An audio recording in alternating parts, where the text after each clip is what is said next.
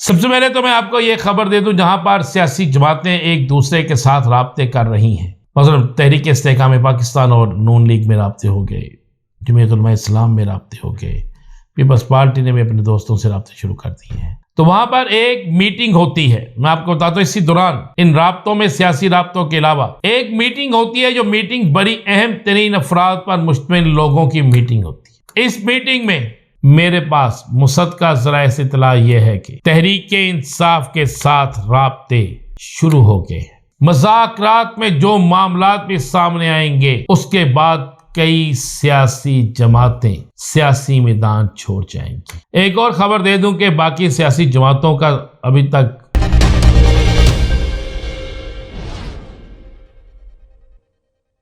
बिस्मिल्लाहिर्रहमानिर्रहीम, वस्सलातु वस्सलामु अलैका या सय्यदी या रसूल अल्लाह, अस्सलातु वस्सलामु अलैका या सय्यदी या हबीब अल्लाह। तमाम सुनने वालों को मेरा सलाम। मैं हूं राना अज़ीम और आप देख रहे हैं राना अज़ीम ऑफिशियल यूट्यूब चैनल और फेसबुक पेज। आज बड़ी डेवलपमेंट शुरू हो गई है, बल्कि अहम तरीन सियासी डेवलपमेंट शुरू हो गई है और अब मुझे ऐसा लग रहा है कि इलेक्शन शायद हो जाए।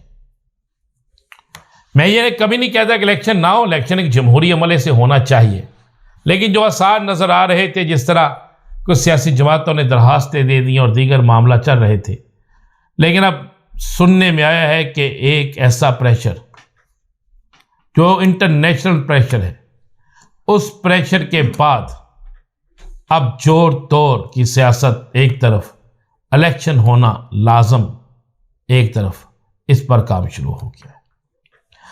सबसे पहले तो मैं आपको यह खबर दे दूं, जहां पर सियासी जमातें एक दूसरे के साथ राब्ते कर रही हैं,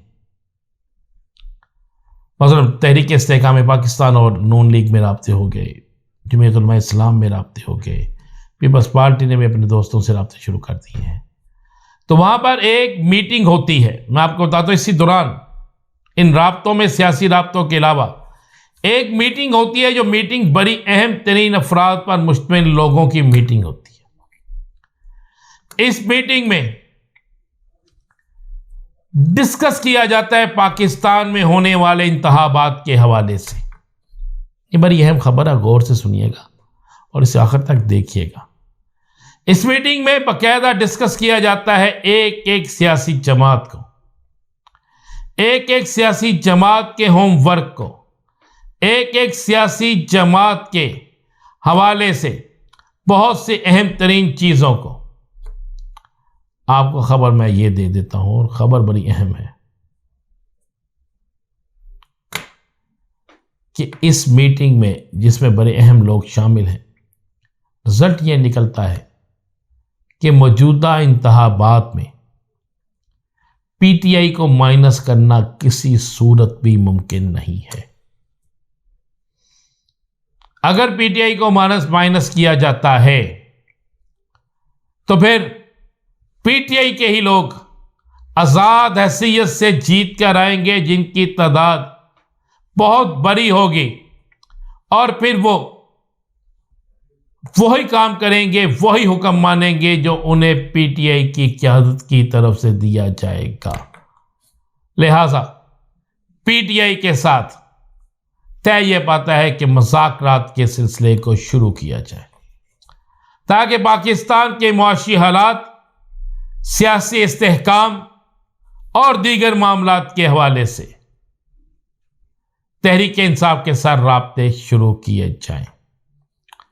मेरे पास मुसद्दक़ा ज़राए से यह खबर है कि तहरीक इंसाफ के एक मारूफ वकील, लॉयर्स, सेनेट में अहम पोजीशन पर हैं, उनके साथ और तहरीक इंसाफ के कुछ और लोगों के साथ राब्तों के लिए राब्ता किया जाता है। वो जाकर कप्तान से बात करते हैं, कप्तान उन्हें खसूसी टास्क दे देता है कि आप मिलें, बात करें और उसके पैराग्राफ ये होंगे। मेरे पास मुसद्दक़ा ज़राए से इत्तला यह है कि तहरीक इंसाफ के साथ राब्ते शुरू हो गए। इन राब्तों को